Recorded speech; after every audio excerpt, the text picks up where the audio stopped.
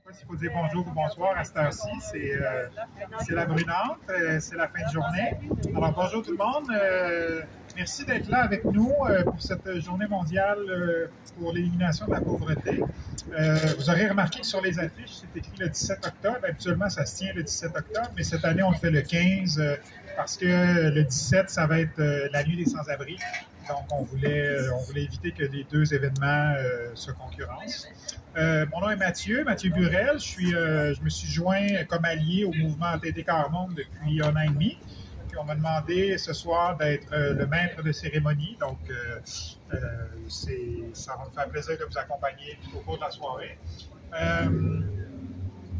Quelques mots sur la journée et son origine.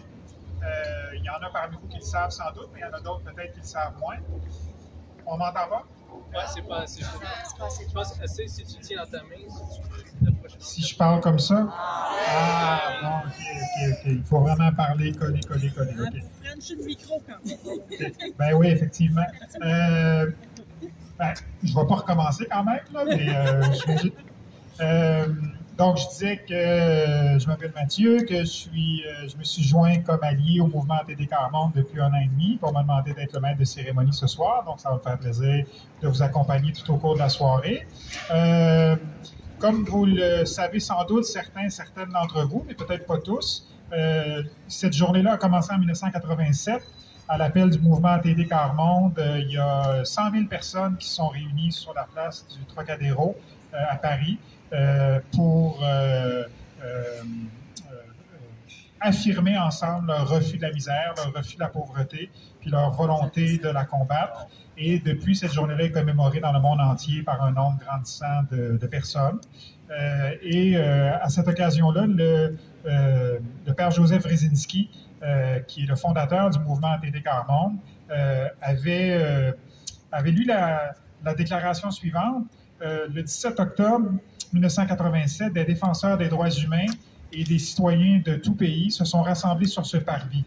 Ils ont rendu hommage aux victimes de la faim, de l'ignorance et de la violence. Ils ont affirmé leur conviction que la misère n'est pas fatale. Ils ont proclamé leur solidarité avec ceux qui luttent à travers le monde pour la détruire. Là où des hommes et des femmes sont condamnés à vivre dans la misère, les droits humains sont violés. S'unir pour les faire respecter est un devoir sacré. Et c'est fort de cette idée-là que la journée est commémorée depuis toutes ces années.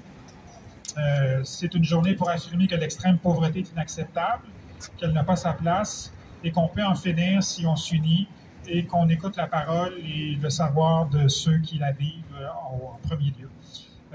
Donc voilà, pour le petit historique de la journée. Maintenant, je vais laisser la place à Daniel Marino, volontaire permanent d'ATD Quart Monde ici au Canada, qui va vous présenter un texte intitulé « La pauvreté n'est pas une fatalité ». Donc, je laisse la parole à Daniel. Merci, Mathieu. Ah, bon, juste être sûr que vous m'entendez bien, le son, c'est Mathieu?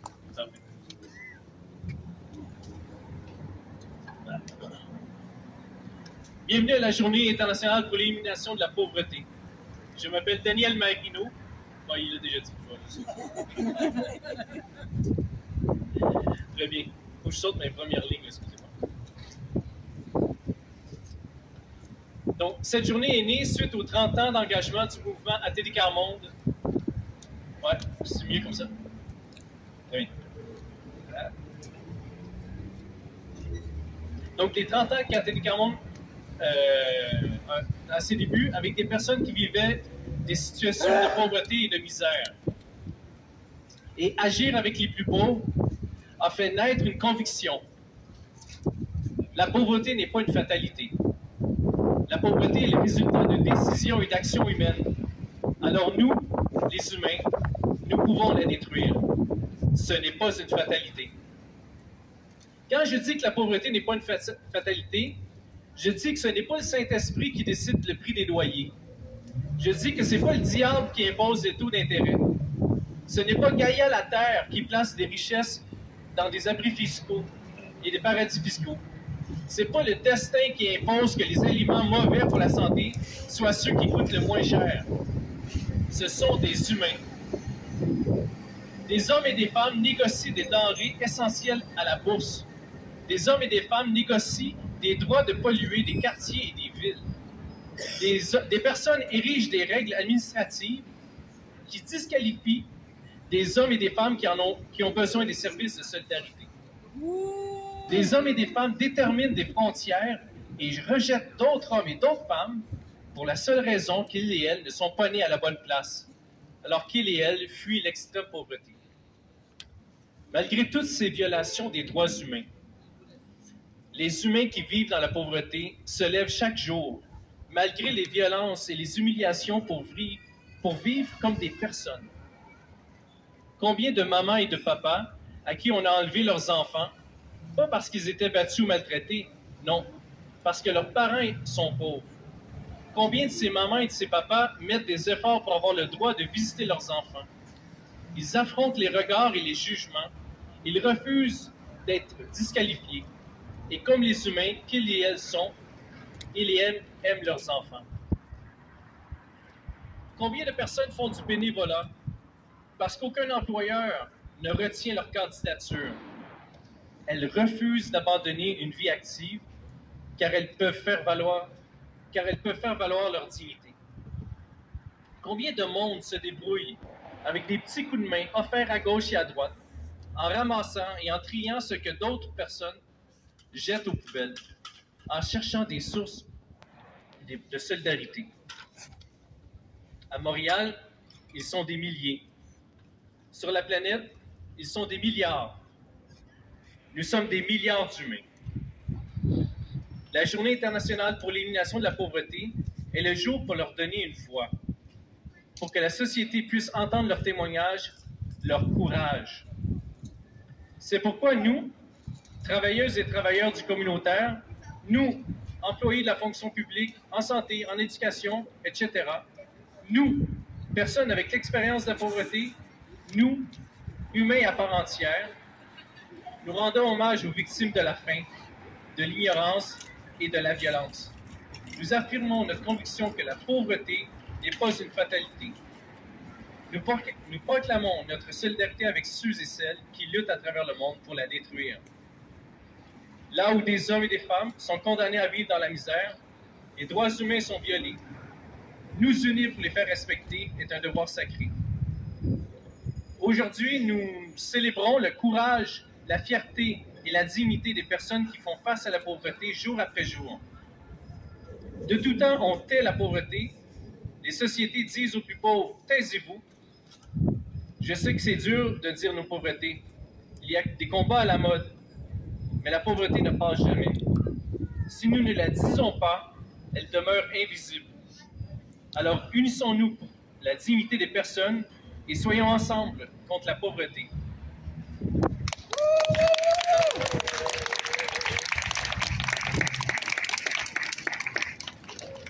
Merci, Daniel. Alors, en 1987, lors de la première journée mondiale pour l'élimination de la pauvreté, le père Joseph Rysinski, fondateur d'ADD Quart-Monde, a déclamé des strophes à la gloire du quart-monde, c'est-à-dire en hommage aux hommes et aux femmes qui vivent la grande pauvreté dans nos riches sociétés occidentales et qui forment en quelque sorte un quart-monde. Et je vous propose, enfin nous vous proposons de l'écouter sur enregistrement, un enregistrement donc de 1987. Millions et millions d'enfants, de femmes et de pères qui sont morts de faim et de misère et dont nous sommes les héritiers. Vous qui étiez des vivants, ce n'est pas votre mort que j'évoque aujourd'hui en ce parvis de liberté, des droits de l'homme et du citoyen. C'est de votre vie dont je témoigne. Je témoigne de vous, mères, dont les enfants condamnés à la misère sont de trop en ce monde. Je témoigne de vos enfants tordus par les douleurs de la faim, n'ayant plus de sourire, voulant encore aimer. Je témoigne de ces millions de jeunes qui, sans raison de croire et d'exister, cherchent en vain un avenir en ce monde insensé. Je témoigne de vous, pauvres de tous les temps, et encore d'aujourd'hui, happés par les chemins, fuyant de lieu en lieu, méprisés et honnis. Travailleurs sans métier, écrasés en tout temps par le labeur, travailleurs dont les mains, en ces jours, ne servent plus à rien. Millions d'hommes et de femmes et d'enfants dont les cœurs à grands coups battent encore pour lutter, dont l'esprit se révolte contre l'injuste sort qui leur fut imposé, dont le courage exige le droit à l'inestimable dignité. Je témoigne de vous, enfants, femmes et hommes, qui ne voulez pas maudire, mais prier et aimer, travailler et vous unir pour que naisse une terre solidaire, une terre, notre terre, où tout homme aura mis le meilleur de lui-même avant que de mourir.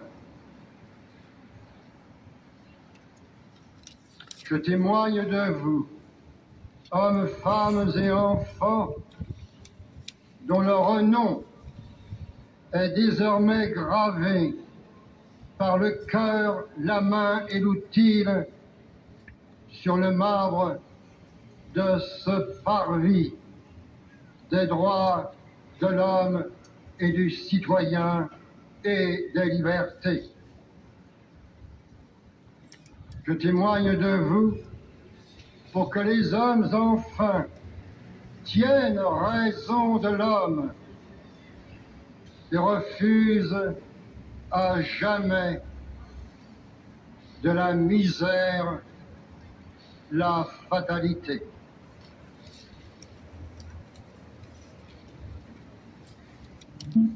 Par Nathalie Boutillette, militante chez ATD Carmonde et présidente du conseil d'administration d'ATD Carmonde Canada. Donc, la parole est à toi, Nathalie. Bonsoir tout le monde. Très contente de voir Juste fort? OK. Désolée. Bonsoir tout le monde. Merci d'être là. Ça fait plaisir de vous voir en grand nombre. On m'a demandé de partager. T'entends pas, Marie? Plus proche encore? Oui. Là, vous m'entendez-vous? Ah, merci. Bienvenue d'être là. Je suis bien contente de vous voir. Alors, j'ai un petit témoignage pour vous qui a été fait en collaboration avec plusieurs personnes. Alors, la pauvreté, c'est évidemment souvent la faim, le manque d'argent, le froid, mais une des plus grandes souffrances des familles pauvres est le placement de leurs enfants. Une promotion importante des signalements de la DPJ sont pour cause de négligence. Ils concernent très souvent les familles vivant dans la pauvreté.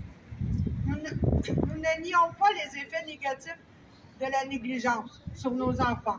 Nous demandons cependant que le travail aussi sur les conditions, qu'on travaille aussi sur les conditions qui contribuent à cette situation et qui rendent la vie familiale difficile. Un logement trop petit ou insalubre, la précarité financière, l'isolement, une santé mentale fragile, avoir deux emplois pour faire vivre sa famille ou travailler sur les horaires difficiles que les autres ne veulent pas. En juillet dernier, nous avons rencontré la nouvelle directrice de la DPJ, Mme Nelly Hill. Elle a exprimé sa volonté pardon. Elle a exprimé sa volonté de déjudiciariser la pauvreté, c'est-à-dire offrir une autre voie que le placement aux familles qui sont l'objet de signalement de la négligence. Cela veut dire mettre en place des services pour les soutenir de manière conséquente et durable. Un soutien où on voit aussi nos efforts et pas seulement nos manques. Un soutien où on peut faire équipe et non seulement où on nous dit quoi faire. Mais soutenir les familles n'est pas seulement l'affaire de la DPJ. C'est tous ensemble que l'on doit y parvenir et qu'on doit travailler. Les familles ont besoin d'un village bienveillant autour d'elles. Voisins, voisines, intervenants, éducatrices des garderies, professeurs, employeurs, commerçants. Ensemble, nous devons réussir cette grande ambition de la nouvelle présidente de la DPJ. Merci à vous et bonne soirée.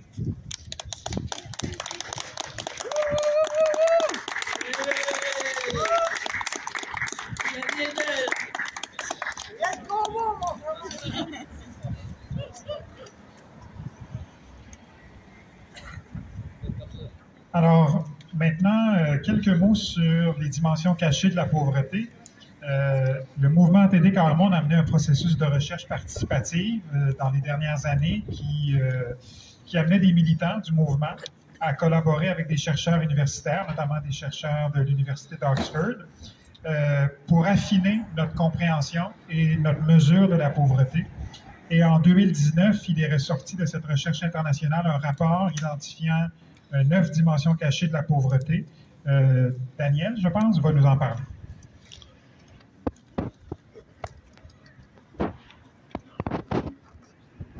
Dans votre livret, de votre programme, les dimensions, elles sont listées là. Je vais vous lire ça.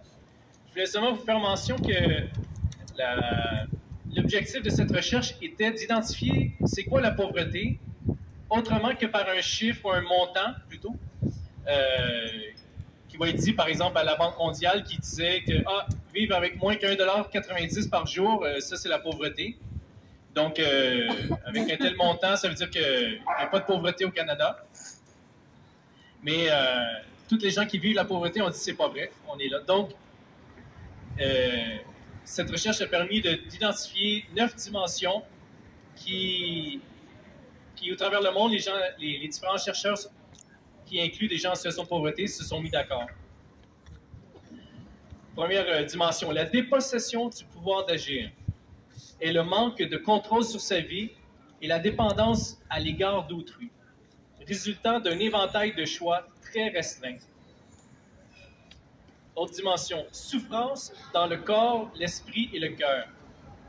Vivre dans la pauvreté, c'est vivre des souffrances physiques, mentales et émotionnelles intenses, accompagnées d'un sentiment d'impuissance à y faire quoi que ce soit.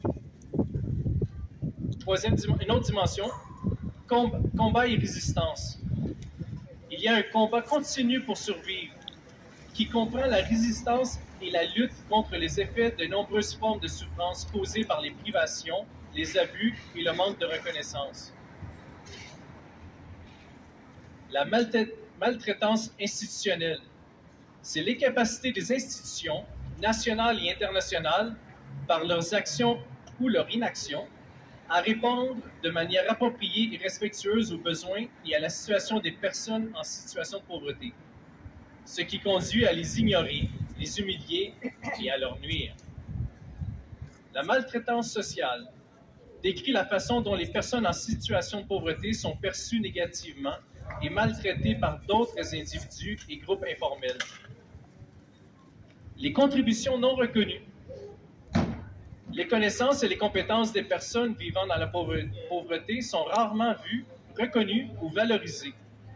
Individuellement et collectivement, ces personnes sont souvent présumées à tort incompétentes. Le manque de travail décent. Il s'agit de l'expérience courante de se voir refuser l'accès à un travail équitablement rémunéré, sûr, stable, réglementé et digne.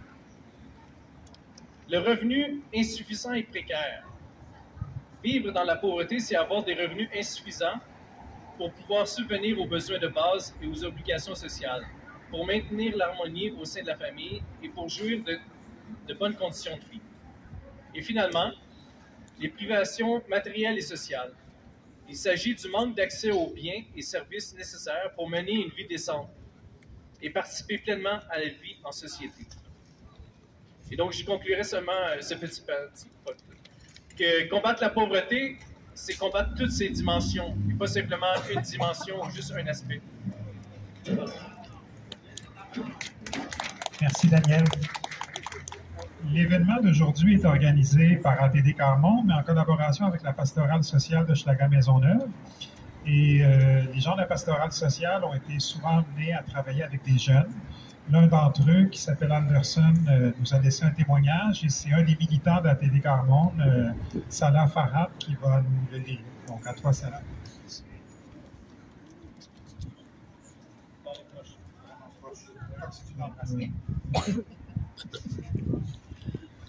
Bonsoir tout le monde. Je m'appelle Anderson. Aujourd'hui, je prends la parole au nom de toutes les personnes qui vivaient dans la rue et qui ont connu des périodes d'itinérance comme moi. L'an passé, au Québec, 118 personnes sont mortes dans la rue. Elle était 25 ans plus tôt. Chaque personne avait un prénom: Roger, Mike, Ginette, Roland et Tony. L'itinérance rend malade. Te fait veiller trop vite, l'itinérance tue. Je suis inquiète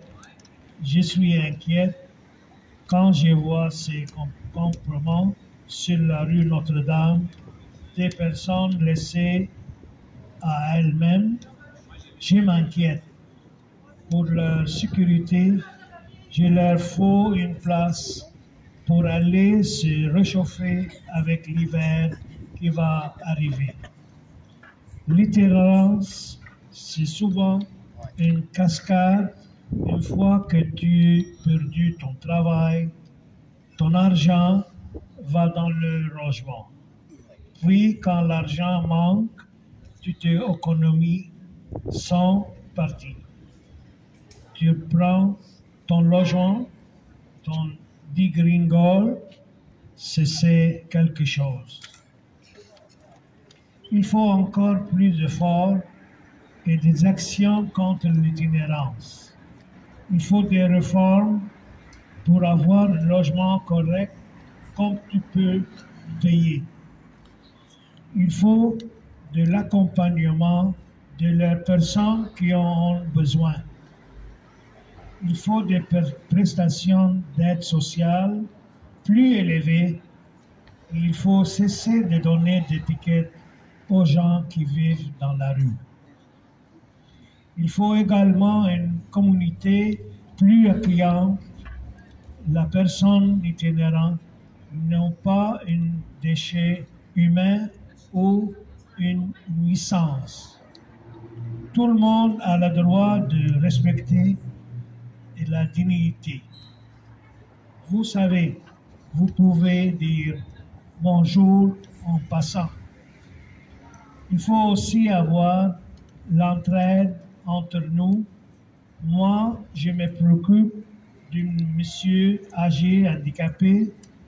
Je vais faire ces commissions. Je l'accompagne souvent. En s'aidant, cela aide quand la vie est dure.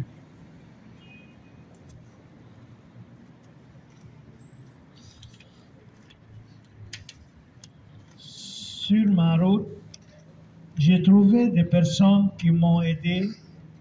Il y a une dame qui m'a offert un travail dans une brigade de la propriété. Puis elle m'a offert une chambre au presbytère. Cela m'a aidé à reprendre pied. Ce soir, je veux dire qu'il ne faut pas lâcher. Il faut que demain, tout le monde a un toit et que tout le monde a chaud. c'est un droit. Merci.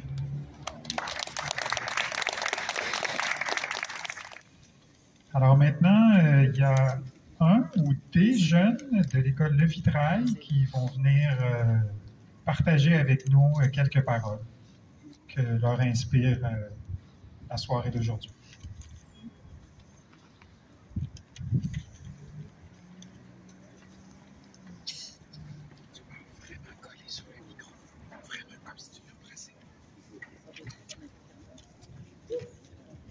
Ok. Est-ce que vous m'entendez bien là? Oui. Ok, bon, bonsoir. Moi, j'avais un mot à dire sur le slogan de cet événement qui est refuser la misère pour vivre ensemble dans la dignité. Et je voulais un peu expliquer cette phrase et le sens du mot refuser dans cette phrase. Alors, refuser, ça veut dire. Refuser, c'est essayer d'agir et de trouver des moyens pour changer ça. Parce que accepter, si on le pense négativement, ça serait juste laisser cette situation tout seul et rien faire. Et nous, on refuse. Donc, ça veut dire qu'on veut changer les choses. On veut qu'il y ait du changement et on veut aider à contribuer. Donc, oui, voilà.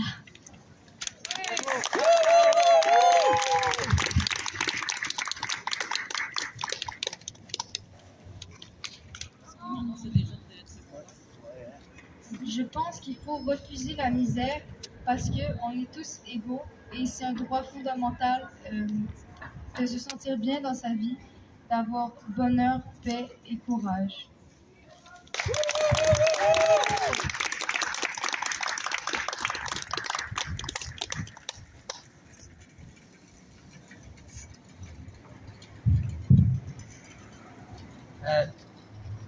Est-ce qu'on entend?